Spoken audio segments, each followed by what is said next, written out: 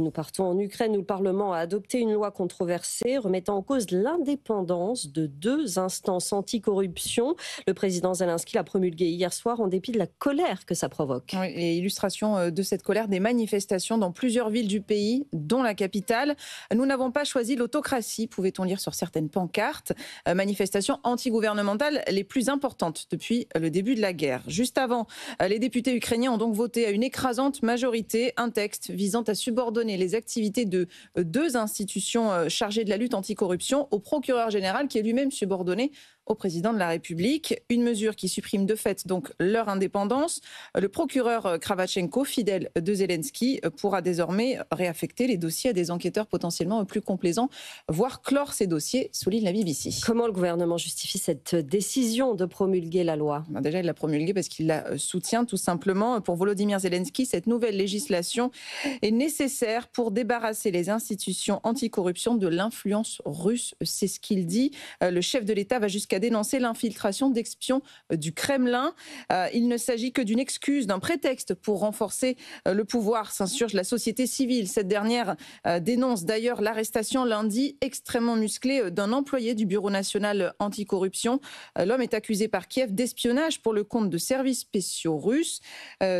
Sauf que l'organisation pour laquelle il travaillait dément. Une inspection menée il y a quelques mois n'aurait révélé, je cite, aucune preuve de participation à des activités anti-étatiques. Je retrouve ma feuille. Pour l'ONG anticorruption Transparency International, cette arrestation ainsi que les perquisitions menées sont illégales et visent à influencer les enquêtes menées à l'encontre de hauts responsables. Et cela n'inquiète pas seulement les Ukrainiens, l'Union européenne aussi est inquiète, Caroline. Complètement, elle se dit même préoccupée, profondément préoccupée par le sérieux recul du pays en matière de lutte contre la corruption. L'UE fournit une aide financière importante à l'Ukraine sous réserve de progrès en matière de transparence, de réforme judiciaire et de gouvernance démocratique, rappelle le porte-parole de la Commission. Marta Kos, la commissaire chargée de l'élargissement de l'UE, va même jusqu'à mettre en garde Kiev. Le respect de l'état de droit reste au cœur des négociations d'adhésion. En effet, la lutte anticorruption est le principal critère d'intégration à l'UE. Et cette promesse de lutte était d'ailleurs au cœur de sa campagne à Zelensky. Oui, cette campagne qu'il a propulsée au pouvoir en 2019. Des réformes ont bien été opérées, mais la population demeure impatiente, voire dubitative. En 2023, il y avait déjà des manifestations anticorruption. À l'époque, 77% des Ukrainiens sondés jugeaient Zelensky responsable de ce mal persistant au sein du gouvernement et des institutions militaires.